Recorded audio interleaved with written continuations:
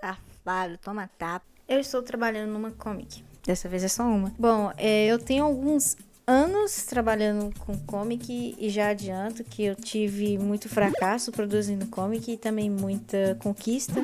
Então deu pra tirar bastante estudo, bastante experiência fazendo comic ou webcomic, tirinhas, essas coisas eu sempre fiz. Mas a gente não tá aqui pra falar sobre minha comic, a gente tá sim pra falar como eu faço a minha comic. Roteiro. Sim, você precisa escrever um roteiro, isso é meio óbvio. Você não vai lembrar de tudo, não pelo menos os detalhes de cabeça. Primeiro que não existe forma mais correta de roteiro, mas existe estratégias para deixar os elementos da história do roteiro mais interessantes, sabe? No roteiro é importante conter lugar, as falas, pode ser pensamento ou grito, é bom você descrever isso, sabe? Descrever as cenas e o que tá acontecendo. E algumas observações específicas. É tipo roteiro, mas um roteiro com anotações. Vai depender muito. Não existe uma maneira certa, mas eu faço assim. Outra coisa que eu recomendo é você estudar roteiro. Estudar roteiro, na minha opinião, é algo pessoal, porque escrever sua história tem mais a ver com sua criatividade, com sua originalidade, sabe? Todo mundo quer fazer algo mais autêntico hoje em dia, pelo menos é o que eu achava, né? Ou algo único. Essa questão de estudar roteiro vai ser algo muito pessoal, porque o que eu estudei de roteiro é o que eu estudei que eu achei interessante pra eu colocar no meu roteiro. Mas tem muito livro, tem muito PDF, tem muita aula aí de graça no YouTube. Vai estudar roteiro, vai estudar um pouquinho de roteiro. Programas auxiliares. Eu uso o Clip Studio, o SketchUp e o Easy Pose pra me auxiliar a fazer a comic. Mas pra que esse tanto de programa? Calma, é o que eu uso. O Clip Studio, ele é perfeito pra fazer mangá, comic, webcomic.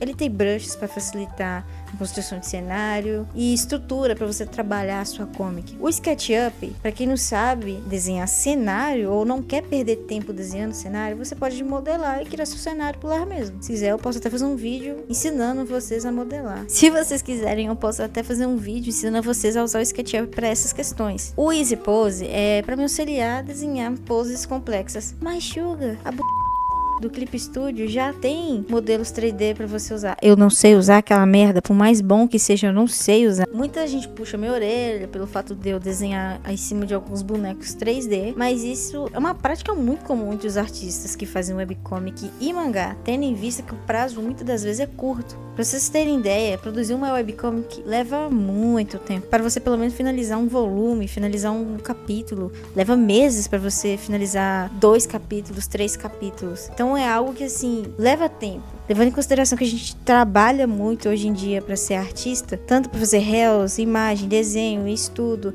e tem que ser influencer, e tem que falar com a câmera, tem que falar sozinho, entre 4 paredes, para poder promover sua arte, seu trabalho, é muito complicado. Então, para economizar tempo, eu uso bonecos 3D. Mas uma nota importante, não usa muito esses bonecos 3D, porque as poses geralmente são muito engessadas, não são muito naturais. Pega lá a referência 3D, mas tenta dar uma forma gestual mais bonita, melhor, mais realista, sabe? E outra coisa que eu digo, não adianta você só pegar a pose 3D e desenhar por cima, porque muitas das vezes essas poses 3D, elas vêm todas distorcidas, estranhas, sabe? Então é bom você estudar assim a anatomia. Estética da comic. Fazer um bom enquadramento da sua comic é importantíssimo. Eu gosto de imitar o que a Odanchinha faz, que é uma das artistas que eu amo para mas eu costumo tentar variar. Apesar de eu me inspirar muito em Odachinha, eu busco minha identidade visual própria. Todo artista tem que buscar a sua identidade visual. É aquela identidade visual quando você bate o olho e fala, isso aqui é daquele artista, entende? Muita gente fala que meu traço parece com a Odachinha. Eu fico feliz demais de ouvir isso, eu não vou mentir. Mas eu costumo tentar ser o mais autêntica que eu puder. É importante saber enquadrar as cenas, porque ela vai ter peso e impacto para o leitor.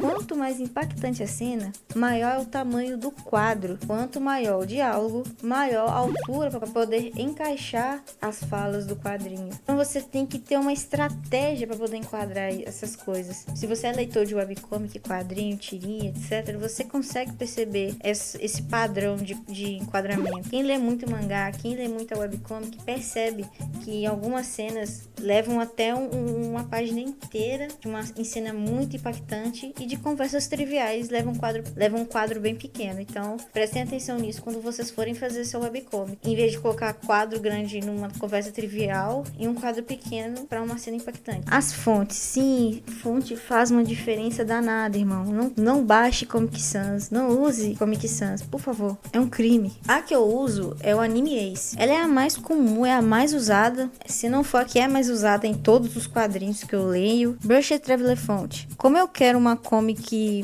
com fantasia mais dark, uma pegada mais sombria, eu decidi fazer a escolha dessas fontes. Eu uso ela para muitas das vezes colocar falas mais sombrias ou para passar mais ação nas onomatopeias. A onomatopeia é muito importante também no quadrinho para você poder passar a sensação daquela cena, por exemplo, murro no meio do nariz. Você vai lá colocar o som que aquilo vai fazer, ou o barulho. Tem várias formas de você colocar a onomatopeia num quadrinho hoje em dia. Se você pegar Jojo como referência em onomatopeia, você vai ver que eles colocam em tudo.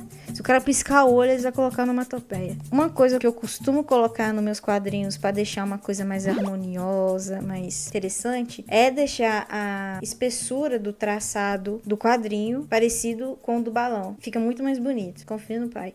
Sites. Eu não sei como é que os sites de webcomic são hoje em dia, mas é importante manter uma constância de postagem. Eu não tô dizendo, filho da mãe, pra você correr contra o tempo ou fazer um trem mal feito, mas eu acho importante você pelo menos postar um painelzinho por semana pra manter constância, sabe? Mais gente conhecer seu trabalho, as pessoas ficarem atualizadas de como tá indo o seu trabalho. Se você não puder postar aquela semana, tudo bem, mas eu recomendo você postar pelo menos uma vez por semana alguma atualização do seu quadrinho. Eu faço assim, eu escrevo o capítulo 1. O capítulo 1, eu vou durante a semana desenhando ele, eu vou fazer ele por partes, capítulo 1, parte 1, capítulo 1, parte 2, capítulo 1, parte 3. E assim vai até fechar o capítulo que você escreveu. Agora, considerações finais. O que eu recomendo pra vocês é, sejam criativos. Nossa, mas óbvio que isso não tem, né? Não é fácil fazer webcomic, na minha opinião. É um negócio que leva tempo, é um negócio que dá muito medo, é uma coisa que você fica com medo das pessoas não gostarem da sua história, pensando se você podia escrever o roteiro assim ou ali, se você podia ter